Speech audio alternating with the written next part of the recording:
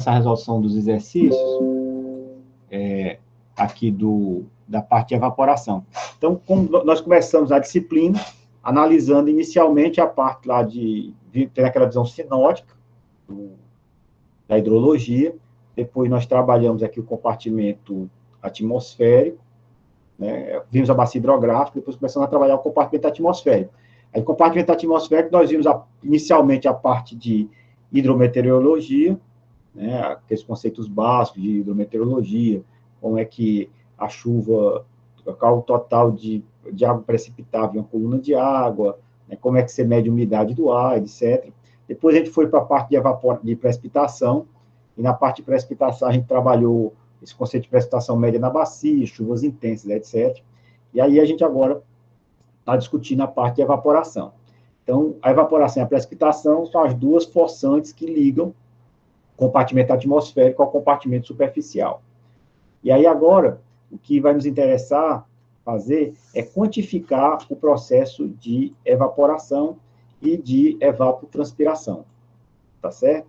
Então, vocês já sabem, já demonstraram que sabem isso, em função da prova rápida que fizeram, a diferença entre o conceito de evaporação e de transpiração, que a evaporação, ela está associada aí a esses processos físicos, né, que é exatamente a transferência de água da forma líquida para a forma de vapor, que acontece em superfícies líquidas ou no solo, e o processo de transpiração, ele vai ser a evaporação que vai ser mediada pela fisiologia da planta, né, que é a evaporação que acontece nos estômatos. Né? Vocês já viram também que, como é muito difícil, em casos de campo, a gente separar o efeito da evaporação da transpiração, normalmente a gente analisa o efeito combinado desses dois fenômenos, e, em função disso, nós denominamos esse efeito combinado de evapotranspiração. Então, nosso objetivo aqui agora é calcular essa evapotranspiração de referência, tá certo? Que é uma evapotranspiração inicialmente era um tipo de cultura específica, era uma graminha, depois disso foi definido como, a partir do último documento da FAO, que estabeleceu a equação de Pena-Montiff como sendo a equação de referência para o cálculo da evapotranspiração, ela se tornou aí um número, né, a partir de alguns parâmetros dessa equação de Pena-Montiff, mas que se relacionava àquele tipo de graminha que se via como referência de cultura inicial. Então, se a gente tem ela é chamada evapotranspiração de referência, porque a partir dela, a gente consegue estimar a evapotranspiração de uma determinada cultura. Né? Por exemplo, o arroz, a gente vai ter essa evapotranspiração de referência, a gente vai multiplicar por um fator da ordem de grandeza de 1,1, né, de 10%, que é chamado um fator um coeficiente de cultura. Então, cada cultura vai ter um coeficiente de cultura. A banana tem um coeficiente de cultura menor do que 1, o arroz maior que 1, e aí você tem alguns estudos que é feito normalmente a partir de experimentos de campo, com lisímetro ou algum outro tipo de medida, que você mede a evapotranspiração de referência e mede a evapotranspiração de uma cultura, e a partir daí você calcula esse fator de correção, que nós chamamos de quê? De coeficiente da cultura, tá bom? Então, aqui nós vamos analisar alguns métodos de cálculo de coeficiente de cultura, alguns cálculos de métodos de cálculo de evapotranspiração, tá certo? Evapotranspiração potencial, que aí a gente sabe a evapotranspiração real e potencial. Potencial é aquela que não há uma limitação na quantidade de água, tá certo? Então, você não tem para que aconteça o processo de evapotranspiração. Então, essa evapotranspiração potencial nós vamos calcular agora, certo? Então, é disso que trata esse exercício, e aí a gente vai ver aqui o seguinte, tem alguns métodos que nós podemos calcular o processo de evapotranspiração potencial. Tem alguns métodos que nós vamos chamar de métodos empíricos, tá certo? Esses métodos empíricos, eles são métodos que são obtidos a partir de um processo de medição, e depois disso você acha uma função que consiga fazer a estimativa dessas medições a partir de algum parâmetro, né? O método de Torthwaite, por exemplo, que está aqui como item B, é um exemplo clássico disso.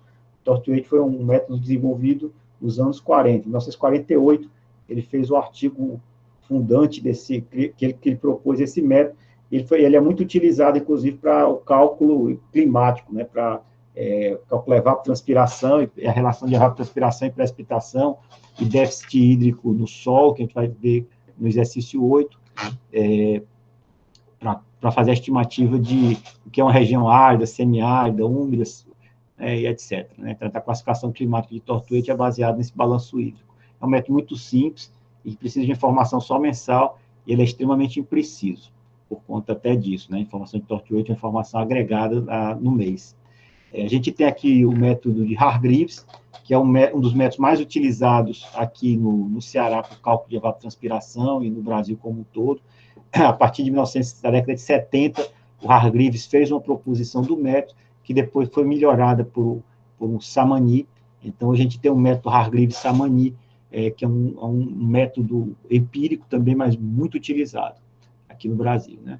E o item é o método de Pena-Montife, que é o método padrão, assim, proposto pela FAO, para se calcular a evapotranspiração. Então, se o método de Hargreaves e Tortuate são métodos empíricos, o método de Pena-Montife é um método combinado. Né? Método combinado significa o quê? Que a gente tem, então, métodos empíricos, métodos associados ao balanço de energia, métodos associados à avaliação aerodinâmica, né? E você tem um método combinado que combina os efeitos aerodinâmicos aos efeitos do balanço de radiação, e o método de Pena-Montife é o principal desses métodos que nós consideramos como combinados, tá bem? Então, é isso aí. Então, vamos lá. Então, qual é o problema? A gente tem um posto, informações do posto aqui de Barbalha, no sul do Ceará, é um posto, uma estação meteorológica do INMET, e nós temos dados aqui diários do ano de 2013. Aqui a gente tem dados da estação meteorológica, né? Então, tem aqui os horários de medição, né? Durante aqui, por exemplo, dia 11/3, tem aqui o UTC, né, que é a hora de medição, e aqui a gente tem informação da temperatura instantânea, a máxima observada no período, a mínima, a umidade do ar, a temperatura de ponto de orvalho. Então, só olhando aqui a temperatura de ponto de orvalho e a temperatura observada, você já vê aqui que a temperatura de ponto de orvalho é sempre menor do que a temperatura observada, ou seja, ela só se torna igual quando a atmosfera está saturada, né? Aqui a gente está vendo aqui que tem um déficit de saturação, que a gente tem condições de calcular, inclusive, essa informação da umidade a partir da temperatura de orvalho e a temperatura, ou vice-versa, pegar a umidade, sabendo umidade e temperatura, a gente tem temperatura de ponto de orvalho. Aqui a pressão atmosférica em hectopascal, né? Então você tem aqui a temperatura atmosférica em hectopascal, e aqui a gente tem a velocidade do vento, né? E radiação solar, e aqui se aconteceu chuva ou não. Então, nesse período não aconteceu chuva. Então, o que a gente vai querer fazer por exemplo, pegar aqui um registro e calcular nesse registro, pelo método aqui de Hargreaves, como é que se calcula aqui o valor da evapotranspiração potencial. Claro? Então, seguimos nós. Então, a gente tem até essas informações de temperatura, máxima, mínima e média, umidade, temperatura de ponto de orvalho, pressão, velocidade de vento, radiação e chuva. Então, vamos calcular aqui pelo método de Hargreaves. Então, o método de Hargreaves é um método muito simples. Hargreaves-Samani. Então, aqui no método de Hargreaves-Samani, a equação básica é essa aqui, ó.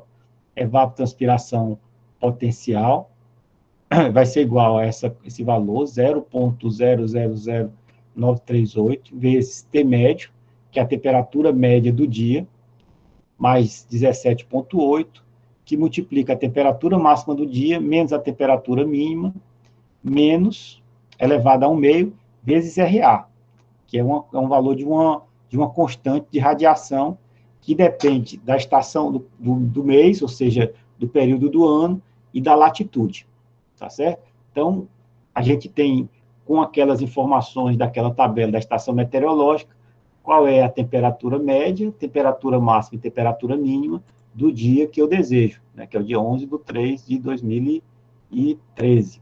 Então, aqui eu calculei a temperatura média, temperatura máxima e temperatura mínima do dia. E aí, agora, para que a gente possa aplicar essa equação, uma equação muito simples, tá certo? A gente precisa saber só o valor dessa constante RA. E até essa constante RA, que ela está associada aos valores da radiação no topo da atmosfera, RA, e formado em megajoule por metro quadrado por dia, a gente tem, então, aqui os valores para o hemisfério sul. Então, desde a latitude 70 até aqui o Equador, certo? Então, desde próximo ao polo até o Equador, e aqui são os meses do ano. Então, a gente vê aqui, por exemplo, radiação nos meses de junho e julho no Polo Sul, próximo ao Polo Sul, zero. O que é que significa isso? Nesse período do ano não chega radiação nenhuma, porque vocês lembram que a Terra ela tem aquela inclinação de 23,5 graus. Em junho e julho, se o Sol está nessa posição, em junho e julho, o hemisfério sul ele está no inverno do hemisfério sul, e no inverno do hemisfério sul não chega radiação no polo, tá vendo? Então, qual é a radiação no topo da atmosfera? Zero, né, no polo. Obviamente não é o que acontece próximo ao Equador, onde nós estamos aqui com Barbalha, né? Barbalha, se a gente olhar aqui, qual é a latitude de Barbalha? Ó? Latitude 7 graus, longitude 39. Então, Barbalha está a 7,3 graus sul. Então, Barbalha está nessa região aqui, ó, entre esses dois, entre 6 e 7. Eu vou marcar aqui. Então, a gente pode aqui definir qual é o mês do ano, que a gente vai querer fazer a estimativa, certo? E aí calcular o valor da N. Então, para o mês de fevereiro, que é o mês que nós nos encontramos, certo? A gente vai olhar aqui N39 e N40. É exatamente isso aqui, ó. O valor 39 e 38,7, o valor do RA. Então, a gente pode fazer interpolação, e essa interpolação desse valor deu 38,85. Tá certo? Porque ele está considerando aqui um valor de 7,5. 7,3, 7,5. E fazer uma interpolação mais precisa. Tá? Então, a média dos valores na sexta e na oitava. Com isso, a gente tem o valor do RA, e aí a gente só substitui os valores na equação. Então, ficou 0,0038, B5, que é o valor da temperatura média, mais 17,8, vezes temperatura máxima, B6, menos B7, elevado a 0,5, vezes o M3, que é exatamente o valor da radiação no topo. Então, com isso, a gente tem a informação da evapotranspiração potencial em milímetro por dia nesse dia. Sinal, é um valor relativamente baixo, certo? Aqui para o Ceará, normalmente na parte do sertão, a gente vai ter radiação em torno aí de até 8 milímetros no mês de outubro, novembro, por aí, que é um período mais forte. Daqui a outubro, novembro, se a gente colocar aqui, vai ter um valor um pouco mais elevado. Mas esse, então, é o número que nós temos para o valor da evapotranspiração potencial pelo método de Hargreaves-Samani. Tá claro, pessoal? Vou parar aqui a gravação.